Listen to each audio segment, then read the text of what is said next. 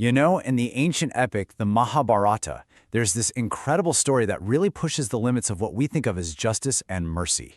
It's got an unimaginable crime, a furious vow of revenge, and a moral choice so tough it could literally unravel the cosmos. Today, we're diving into the story of Ashwatthama's curse.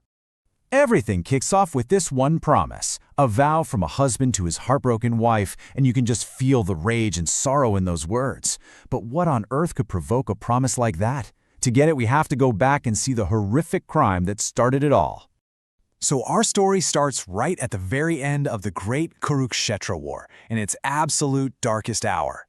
Imagine, after 18 brutal days of fighting that just wiped out entire generations, a kind of exhausted peace had finally settled. The Pandavas had won. The war, for all intents and purposes, was over. But in the dead of night, one last, cowardly act of revenge was about to stain that victory forever.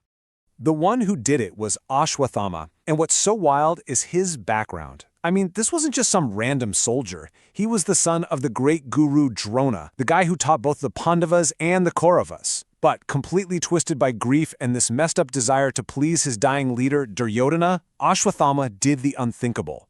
He snuck into the Pandavas' camp and murdered all 5 of Draupadi's sons while they slept. This was an act so against the warrior's code, so vile, that even people on his own side were horrified.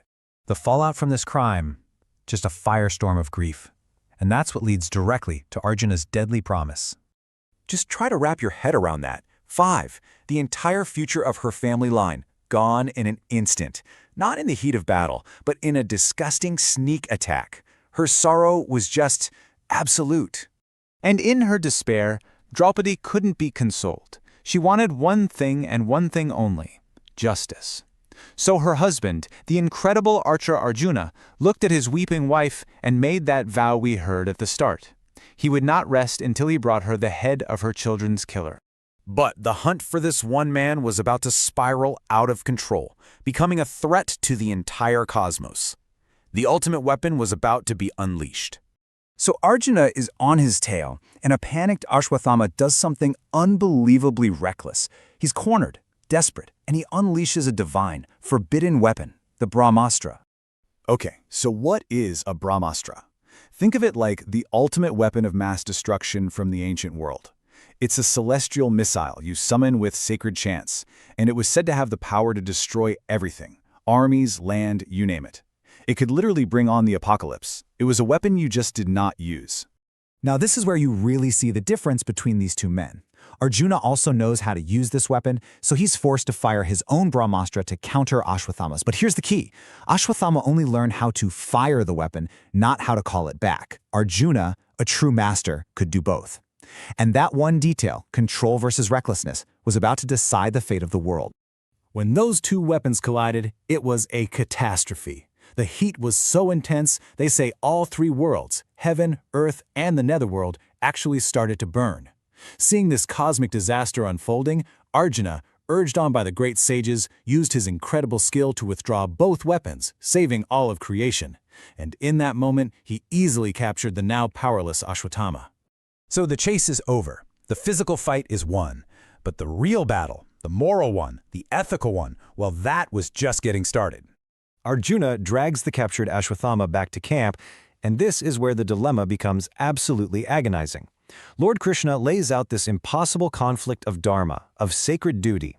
On one hand, Ashwatthama is a Brahmin, a priest, and killing a Brahmin is a terrible sin. But on the other hand, he's a murderer of innocent children, which makes him an aggressor who, by law, has to be slain. What do you do? Well, Arjuna's powerful brother Bhima wasn't confused at all. His argument was simple, direct, and fueled by pure rage. Justice means payback. A guy who slaughters sleeping children deserves one thing: a swift and brutal death. And honestly, it's the reaction a lot of us would probably have, right? But then came the most jaw-dropping moment of the whole story. Draupadi, the grieving mother who demanded this hunt in the first place, sees the pathetic, captured Ashwatthama, and she has a total change of heart. She pleads for his life, and her reason is just profound. She doesn't want his mother, the wife of their old teacher, to suffer the same pain of losing a child that she's going through. It's an act of just radical empathy. So what would you do? I mean, really, put yourself in Arjuna's shoes. He's trapped. He's bound by a vow to his wife to kill the guy. His brother is screaming for justice, and now the very same woman he made the vow to is begging him for mercy. How do you possibly solve this? The answer comes from this absolutely brilliant interpretation of sacred law. It's a punishment that somehow navigates this impossible choice. So, guided by Lord Krishna, Arjuna finds a third path. He takes his sword, but instead of killing Ashwatthama, he cuts the mystical jewel right out of his forehead. Then he shaves his head, takes all his stuff, and banishes him from the camp. Now, to us today, that might sound like he got off easy, but you have to understand the context here. For a warrior Brahmin, that jewel was the source of all his power, his virtue, his protection. This kind of public humiliation, the shaving of his head, the loss of his status, it was a spiritual and a social death. It was a punishment that destroyed the man without actually destroying his body. And this is why the solution is considered so incredibly wise. I mean, just look at how it ticks every single box. Justice is served, the bad guy gets a terrible punishment. Mercy is shown, his life is spared, just like Draupadi wanted.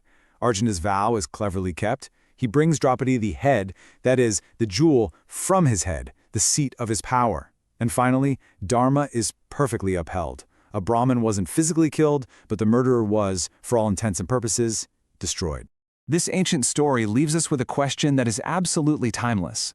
When you're faced with horrific evil, when your duties and your ethics are pulling you in opposite directions, what is the right path?